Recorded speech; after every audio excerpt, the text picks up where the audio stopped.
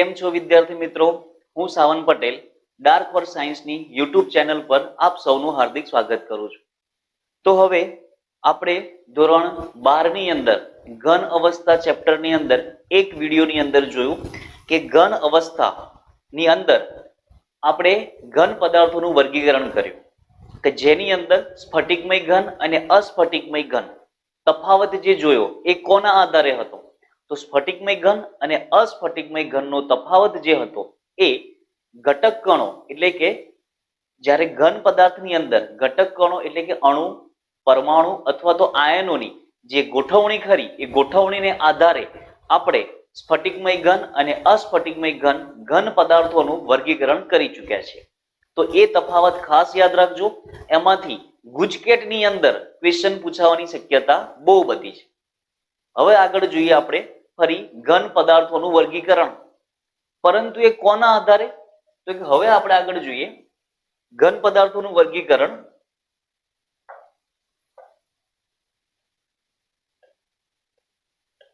તો ટાઇટલ આપી દેજો, ઘન પદાર્થોનું વર્ગીકરણ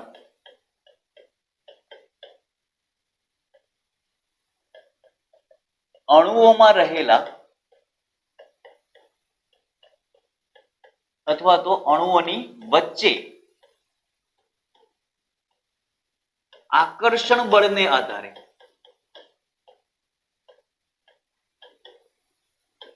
અણુઓની વચ્ચે રહેલા આકર્ષણ બળને આધારે ઘન પદાર્થનું વર્ગીકરણ જોઈએ આપણે. તો આ બધી વસ્તુ સમજતા પહેલા 11મા ધોરણનું 5મું ચેપ્ટર કે જેની અંદર આકર્ષણ બળ વિશે થોડી ઘણી માહિતી આપી હતી એ આપણે જોઈ લઈએ પહેલા. ત્યારબાદ તમને આ વસ્તુ આ જે એક ટેબલ આપેલું છે ટેક્સ્ટબુકની અંદર એ બહુ જ ઈઝી પડશે. તો પહેલા એ જુઓ તમે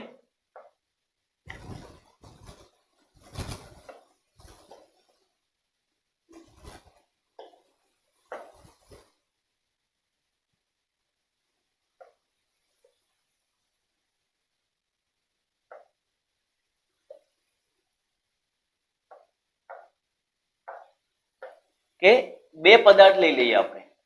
એક લઈ લઉં છું હું H2, બીજું લઈ લઉં છું હું HCl. આ બે અણુ લીધા આપણે. એક બીકરની અંદર મેં H2 ભરી દીધો. એક બીકરની અંદર હું શું ભરી દઉં છું? H2Y. સમજો બીજા બીકરની અંદર શું ભરી દઉં છું? HCl. તો H2 નો એક અણુ હશે કે બહુ બધા અણુ હશે? તો કે H2 ના તો બહુ બધા અણુ હશે. તો આ રીતે ઘણા બધા અણુઓ એક બીકરની અંદર હાજર છે. બીજા બીકરની અંદર આપણે શું ભરી દઈએ છીએ? HCl. બીજા બીકરની અંદર શું ભરી દઈએ છીએ આપણે? HCl.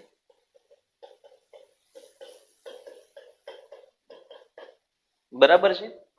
તો હવે તમે જુઓ, આપણને એક શબ્દ ખબર હશે, વિદ્યુત ઋણતા. વિદ્યુત ઋણતાનો મતલબ શું થાય? તો કે બંધમાંના ઇલેક્ટ્રોનને પોતાની તરફ ખેંચવાની ક્ષમતા. હવે ઉપર H2 છે અને નીચે HCl છે. H2 માં અહીંયા આગળ જે બે ઇલેક્ટ્રોન ખરા એ બે ઇલેક્ટ્રોન કયા હાઇડ્રોજન બાજુ આકર્ષિત થાય? તો કે આ બે ઇલેક્ટ્રોન જેટલો આ હાઇડ્રોજન ખેંચશે એટલો જ ઇલેક્ટ્રોન આ હાઇડ્રોજન ખેંચશે. તો બંને બાજુ ખેંચવાની તાકાત કેવી છે? સરખી. તો આ ઇલેક્ટ્રોન એક પણ બાજુ જઈ શકશે નહીં. જ્યારે આ કેસમાં ક્લોરીનની વિદ્યુત ઋણતા કેવી છે? વધારે છે. તો આ બે ઇલેક્ટ્રોનનું સ્થાનાંતર વધારે પડતું કોની બાજુ હશે? ક્લોરીન બાજુ હશે. અને ક્લોરીન બાજુ વધુ પડતું હોવાને કારણે આના ઉપર આંશિક ઋણ વીજભાર અને હાઇડ્રોજન ઉપર આંશિક ધન વીજભાર ઉત્પન્ન થાય. જ્યારે અહીં આગળ કોઈ વીજભાર ઉત્પન્ન થતો નથી. તો આવો બીજો એક અણુ પણ હશે તો આની જોડે પણ વીજભાર નથી. તો H2 માં એક અણુ અને બીજા અણુ મતલબ આ અણુઓ વચ્ચે કોઈ પણ પ્રકારનું આકર્ષણ બળ નથી. જ્યારે HCl માં એક HCl ઉપર ઋણ વીજભાર તો આના ઉપર ધન વીજભાર, આના ઉપર ધન વીજભાર તો આ ક્લોરીન ઉપર ઋણ વીજભાર, આંશિક ધન વીજભાર આંશિક ઋણ વીજભાર.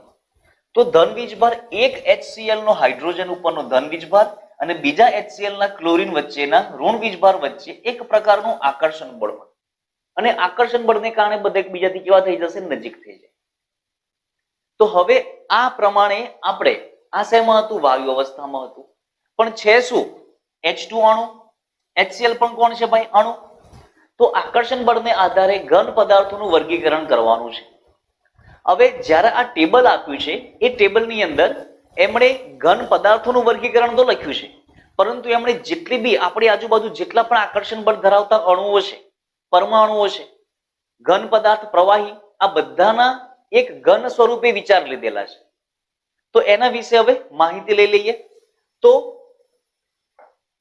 પહેલું શું થશે સમજજો.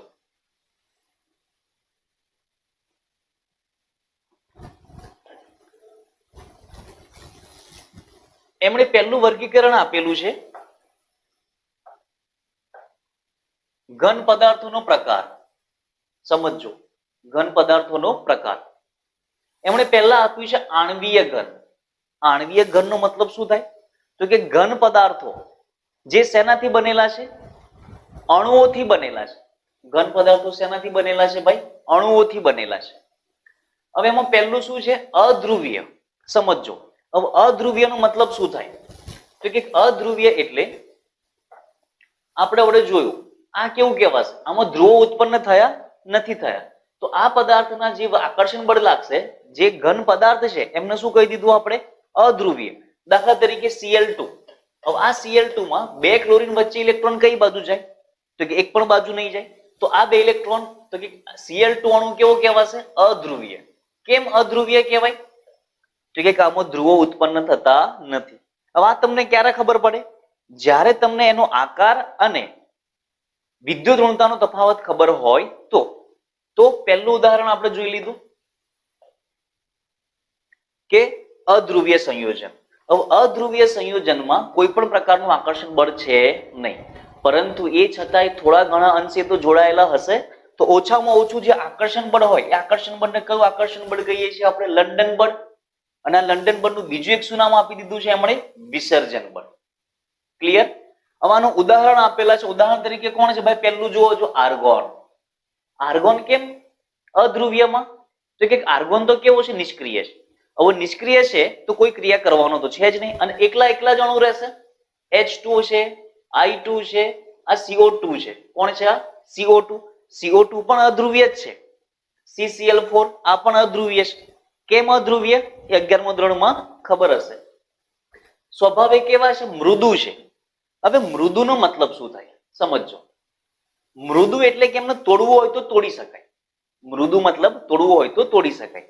હવે આ બે HH છે, HH ના બે અણુ છે, આમની વચ્ચે કોઈ આકર્ષણ બળ છે જ નહીં. તો આમને છૂટા પાડવા હોય તો આરામથી છૂટા પડી શકે, અને આરામથી છૂટા પડી શકે છે એટલા માટે એમને શું કહી દીધા? મૃદુ. વિદ્યુતના અવાહક. હવે ખાસ સમજો, વિદ્યુતના અવાહક ક્યારે કહી શકો તમે? વિદ્યુતીય વાહકતા. વિદ્યુતીય વાહકતા. વાહકતા એટલે કે ઇલેક્ટ્રોન મુક્ત અવસ્થામાં હોવો જોઈએ. ઇલેક્ટ્રોન કેવી અવસ્થામાં હોવો જોઈએ? મુક્ત અવસ્થામાં હોવો જોઈએ, અને ઇલેક્ટ્રોનનું હલનચલન થવું જોઈએ. તો જ એનું શું કહેવાશે? વિદ્યુતીય વાહકતા આપશે. હવે તમે એક ઉદાહરણ જોયું, H bond H, H bond H. આમાં શું ઇલેક્ટ્રોનનું વહન થાય છે? એક અણુમાંથી બીજા અણુમાં ઇલેક્ટ્રોન જાય છે? ના. તો આ કેવું કહેવાશે? વિદ્યુતીય અવાહકતા. અને વિદ્યુતીય અવાહકતા થઈ ગયું. પરંતુ એમના તાપમાન, ગલન બિંદુ કેવા છે? ખૂબ જ નીચા. કેમ? તો કે એમનું ઉત્કલન બિંદુ પણ નહીં હોય અને ગલન બિંદુ પણ નહીં હોય. બરાબર છે? ત્યારબાદ બીજું આપ્યું છે ધ્રુવીય. તો ધ્રુવીય માટે ઓકે, અહીંયા આગળ ગલન બિંદુ કેમ શબ્દ વાપરેલો છે? ગલન બિંદુ કેમ શબ્દ વાપરેલો છે? આપણે ઘન પદાર્થનું વર્ગીકરણ કરીએ છીએ, અને ઘન પદાર્થ માટે શું હોય? ગલન બિંદુ હોય. ત્યારબાદ આપ્યું છે ધ્રુવીય. ધ્રુવીયનું એક એક્ઝામ્પલ જોયું આપણે HCl. એમાં કયું આકર્ષણ બળ હોય? તો કે દ્વિધ્રુવીય દ્વિધ્રુવીય. હવે પાછો ક્વેશ્ચન થાય કે સાહેબ દ્વિધ્રુવીય દ્વિધ્રુવીય કેમ શબ્દ વાપર્યો? તો કે HCl માં H ઉપર આંશિક ધન વીજભાર, Cl ઉપર આંશિક ઋણ વીજભાર. તો બે ધ્રુવો ઉત્પન્ન થયા. આ બે ધ્રુવો અને આ બે ધ્રુવો, આમની વચ્ચે શું હશે? એક પ્રકારનું આકર્ષણ બળ હશે. એટલા માટે કયું આકર્ષણ બળ કહી દીધું અમને? દ્વિધ્રુવીય દ્વિધ્રુવીય આકર્ષણ બળ. ક્લિયર? ઉદાહરણ તરીકે HCl, SO2. ધ્યાન રાખજો, ઉદાહરણ પણ પૂછાય છે. મૃદુ છે સ્વભાવે, આકર્ષણ બળ તો છે પણ એટલું બધું પ્રબળ છે નહીં.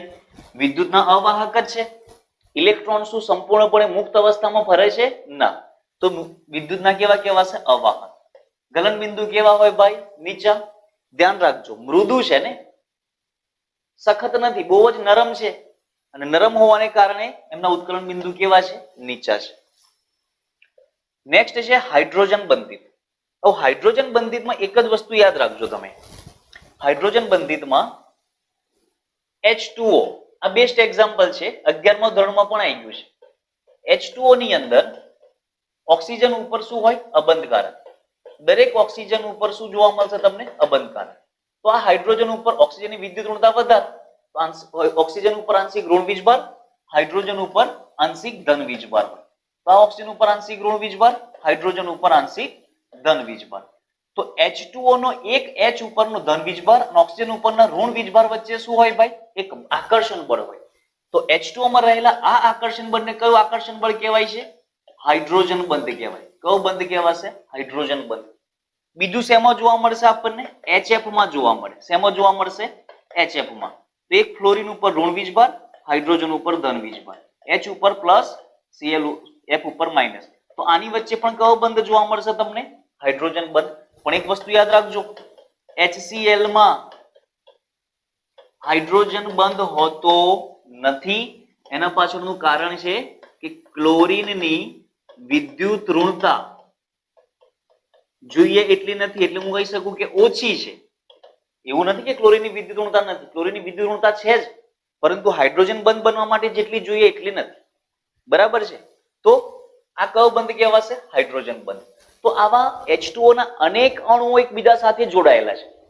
સ્વરૂપ યાદ કરો, H2O પાણી થયું, પાણીના અણુઓ બધા એકબીજાની નજીક નજીક આવી ગયા આકર્ષણ બળને કારણે.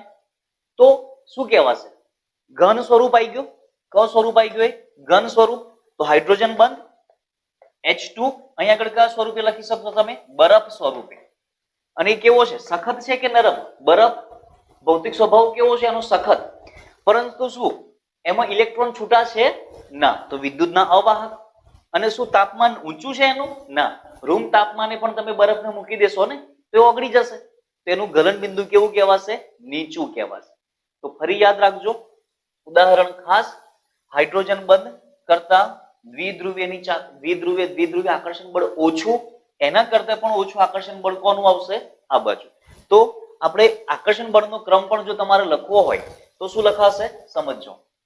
આ ત્રણ કેસની વાત કરીએ તો પહેલા નંબર ઉપર આવશે હાઇડ્રોજન બંધ, બીજા નંબર ઉપર આવશે દ્વિધ્રુવીય, અને ત્રીજા નંબર ઉપર આવશે લંડન બળ અથવા તો વિસર્જન બળ. મતલબ ઉત્કલન બિંદુ અથવા તો ગલન બિંદુની વાત આવે તો પહેલા કોણ આવશે? હાઇડ્રોજન બંધનું વધારે હોય. એના કરતા ઓછું કોનું આવશે ભાઈ? દ્વિધ્રુવીયનું આવશે. અને એના કરતા પણ ઓછું કોનું આવશે? લંડન બળનું આવશે. આ કયો ક્રમ લખ્યો મેં? આકર્ષણ બળ ક્રમ. અને જેમ આકર્ષણ બળ વધુ તેમ ઉત્કલન બિંદુ કેવું થઈ જાય ભાઈ? વધી જાય. ક્લિયર? તો આ આપણે એક પહેલો તફાવત જોયો કે જેની અંદર ઘન પદાર્થોનો આણ્વીય ઘન કે જે શેનાથી બનેલો છે? અણુઓથી બનેલો છે. અણુઓ કેટલા પ્રકારના? 3 પ્રકારના: અધ્રુવીય, ધ્રુવીય અને હાઇડ્રોજન બંધિત. અધ્રુવીયમાં કોણ આવશે? કે જેમાં કોઈ ધ્રુવો ઉત્પન્ન ના થાય. ધ્રુવીયમાં શું આવશે? કે જેમાં ધ્રુવો ઉત્પન્ન થાય. કયા કયા ધ્રુવો? ધન ધ્રુવ અને ઋણ ધ્રુવ. અને હાઇડ્રોજન બંધિતમાં એક જ ઉદાહરણ યાદ રાખવાનું, H2O બરફ. આ ત્રણે ત્રણ વિદ્યુતના કેવા છે? અવાહક. અને તાપમાન ગલન બિંદુ પણ કેવા છે? નીચા. ક્લિયર દરેકને? તો આ એક પહેલો તફાવત થઈ ગયો આપણો આણ્વીય ઘનને આધારે. ત્યારબાદ બીજો તફાવત જોઈએ આપણે, બીજો પ્રકાર જોઈએ આયનીય ઘન. આયનીય ઘન બોલવા ઉપરથી ખબર પડી જાય આયનીય ઘન શેનાથી બનેલો હશે? તો કે આયનો. લખ્યું છે આયનો. ફિઝિક્સમાં પણ આવી ગયું હશે ને કેમિસ્ટ્રીમાં પણ આપણે જોઈ લીધું છે કે આયનો ઉપર કયું બળ હોય? કુલંબિક બળ હોય. કયું બળ હોય? કુલંબિક બળ. આયનો જોઈ લો. આયનો કેટલા પ્રકારના હોય ભાઈ? 2 પ્રકારના. એક ધન વીજભાર અને એક ઋણ વીજભાર. ઉદાહરણ જોઈ લઈએ. NaCl, magnesium oxide, zinc sulphide, calcium fluoride. આ યાદ રાખવા પડશે તમારું ઉદાહરણ. સખત પણ બરડ. મીઠું છે, સખત છે કે થોડું હોય તો શું ઝડપથી તૂટી જાય? ના, સખત તો છે. પરંતુ શું એને પાણીમાં નાખો તો ઓગળી ના જાય, મતલબ તૂટી ગયું. સખત પણ બરડ. આપણે લેબની અંદર જેટલા પણ કેમિકલ યુઝ કરીએ છીએ જે ઘન પદાર્થમાં છે, બરાબર છે, એ બધા કેવા છે? સખત. પરંતુ એમને ઓગાળો તો ઓગળી જાય છે. સખત પણ બરડ. ત્યારબાદ વિદ્યુતીય વાહકતા. હવે આપણને ખબર હશે કે NaCl ને જ્યારે પાણીમાં નાખીએ છીએ, NaCl ને શેમાં નાખીએ આપણે? પાણીમાં. તો NaCl ને પાણીમાં નાખીએ તો શું થાય? તો કે Na+Cl- છૂટું પડે. હવે Na+ નો મતલબ શું થયું? આને શું કર્યું? ઇલેક્ટ્રોન દૂર કરે. અને Cl- નો મતલબ શું થશે? ઇલેક્ટ્રોન મેળવે. તો ઇલેક્ટ્રોન ગુમાવે ને મેળવ્યા તો ઇલેક્ટ્રોનનું વહન થયું કે ના થયું? અને જો ઇલેક્ટ્રોનનું વહન થાય તો એમ શું કહેવાશે? વિદ્યુતીય વાહકતા. પણ કઈ અવસ્થામાં? દ્રાવ્ય કર્યા તો. પણ જો મેં દ્રાવ્ય ના કર્યા હોય, મીઠાની ડબ્બામાં ભરી રાખ્યું હોય તો શું ઇલેક્ટ્રોનનું વહન થશે? ના. ઇલેક્ટ્રોનનું વહન ના થાય. કઈ અવસ્થામાં? સખત એટલે કે ઘન અવસ્થામાં વિદ્યુતના અવાહક. પરંતુ દ્રાવ્ય અવસ્થા મતલબ પીગલિત અવસ્થામાં વિદ્યુતના શું કહેવાશે? એને સુવાહક કહેવાશે. ઘન અવસ્થામાં અવાહક, પરંતુ પીગલિત અવસ્થામાં અને જલીય દ્રાવણમાં વાહકતા દર્શાવે. મીઠું અથવા તો કોઈ પણ ઘન પદાર્થ છે એમના ગલન બિંદુ કેવા આવશે? ઊંચા. મતલબ હાઇડ્રોજન બંધ વાળા કરતા પણ આના ગલન બિંદુ કેવા છે? ઊંચા. તો ક્રમમાં ગોઠવતા જજો. હાઇડ્રોજન બંધ કરતા પણ જો કોકનું આકર્ષણ બળ વધારે હોય તો કયું આકર્ષણ બળ આવશે? કુલંબિક આકર્ષણ બળ. ક્લિયર? ત્રીજો પ્રકાર જોઈએ આપણે, ધાત્વીય ઘન પદાર્થ. ધાત્વીય ઘન પદાર્થ ખબર પડી ગઈ શેનાથી બનેલો હશે? આ ધાતુઓથી. શેનાથી બનેલો હશે? આ ધાતુઓથી. અને આ તો જોયેલું જ છે આપણે. એલ્યુમિનિયમની પટ્ટી લઈ લો, કોપરની પટ્ટી લઈ લો, ઝીંકની પટ્ટી લઈ લો. આપણે ઘેર લોખંડ છે, લોખંડની પટ્ટી લઈ લો. આ બધું શું કહેવાશે? ધાત્વીય ઘન પદાર્થ. હવે આપણને ખબર છે કે ધાતુઓ કોને કહેવાય? તો કે જેમાં ઇલેક્ટ્રોનનું વહન થતું હોય એમ. મતલબ બિન સ્થાનિક ઇલેક્ટ્રોનના સમુદ્રમાં ધન આયનો. મતલબ સમજવાનો. દાખલા તરીકે મેં શું લઈ લીધું છે ભાઈ?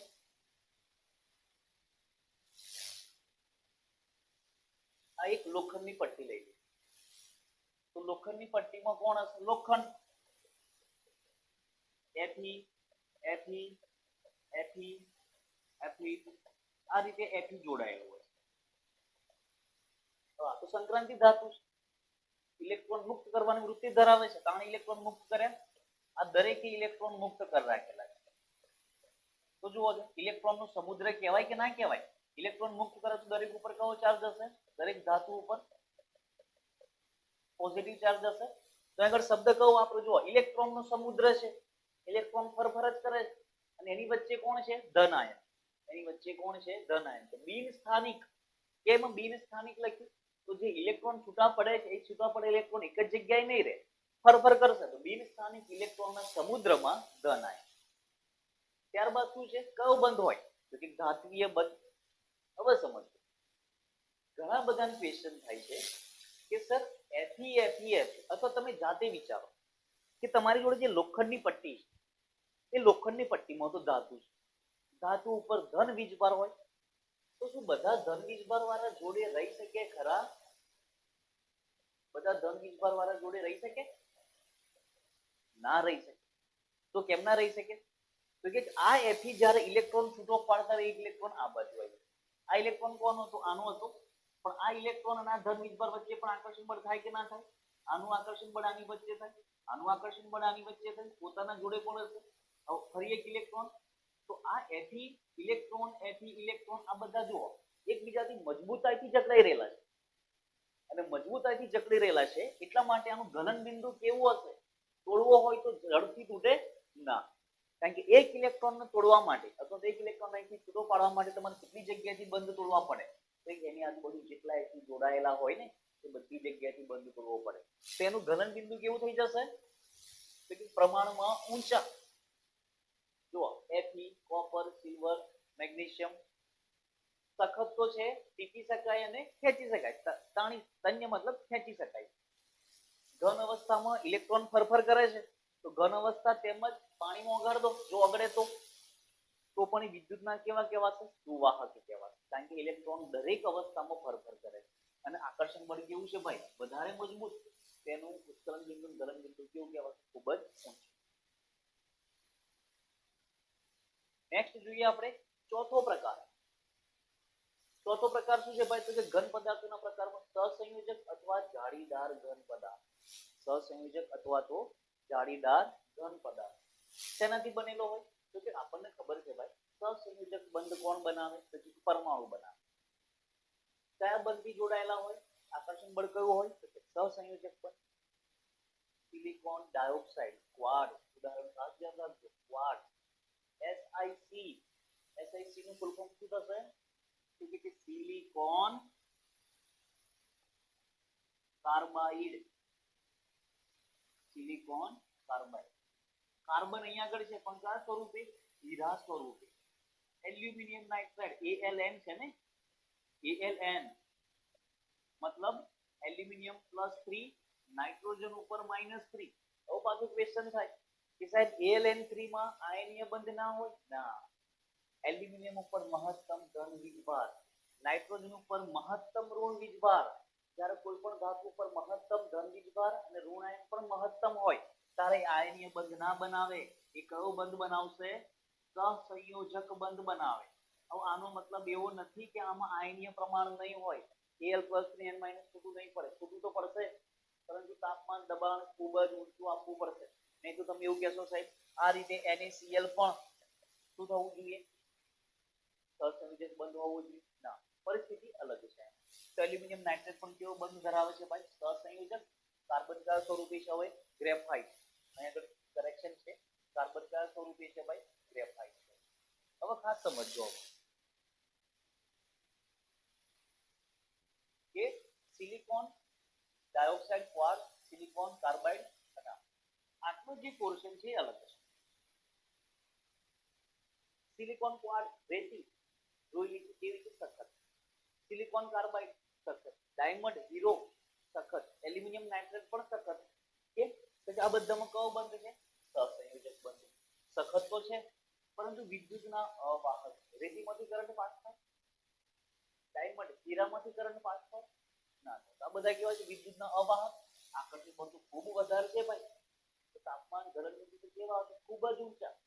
પરંતુ આ એક અપવાદ છે, ખાસ સમજ. ગ્રેફાઇટ આ શું છે ભાઈ? કાર્બન કયા સ્વરૂપે? ગ્રેફાઇટ સ્વરૂપે. ગ્રેફાઇટ તમે જોઈ લો, પેન્સિલમાં જોઈ લો, પાવર આવે છે ને બેટરીના, એની અંદર બ્લેક કલરની દંડી આવે છે, પણ ગ્રેફાઇટ. મૃદુ છે. કેમ મૃદુ? પેન્સિલ એની તૂટશે. પાવર પછી બ્લેક કલરની દંડી આવે, તોડવી હોય તો દબાણ આપી તૂટે. શું એ રીતે હીરો તૂટે? વિદ્યુતના કેવા છે? વાહક. વાહક છે. ગ્રેફાઇટ કાર્બનથી જ બનેલો છે, ડાયમંડ પણ કાર્બનથી બનેલો છે, પરંતુ બંનેની રચના અલગ અલગ હોવાને કારણે ગુણધર્મો કેવા થઈ જાય? બદલાઈ જાય. આમાં પણ કયો બંધ છે ભાઈ? સહસંયોજક બંધ જ છે, પરંતુ એક અપવાદ છે કે કાર્બન ગ્રેફાઇટ સ્વરૂપમાં હોય ત્યારે મૃદુ છે. સમજો, અત્યાર સુધી આપણે એવું જોયું છે કે મૃદુ છે એનું ગલન બિંદુ કેવું હોય? નીચું. તો આ મૃદુ છે તેનું ગલન બિંદુ કેવું આવવું જોઈએ? નીચું આવવું જોઈએ. પરંતુ તેનું ગલન બિંદુ કેવું છે ભાઈ? આ પણ ઘણું ઊંચું છે. કઈથી ખબર પડી? તો સાહેબ બેટરીમાં જે પાવર આવે છે, પાવરમાં તો કોન્સ્ટન્ટ કરંટ જાય, તો પછી ગ્રેફાઇટનું ગલન બિંદુ જે નીચું હોય તે ઓગળી જવું જોઈએ, પણ ઓગળતું નથી. મતલબ એનું ગલન બિંદુ કેવું છે? ખૂબ જ ઓછું. વિદ્યુતમાં પણ કેવા છે? ક્લિયર તરીકે. તો આ હતા 4 પ્રકાર. આ 4 પ્રકાર વિશે આપણને ખબર હોવી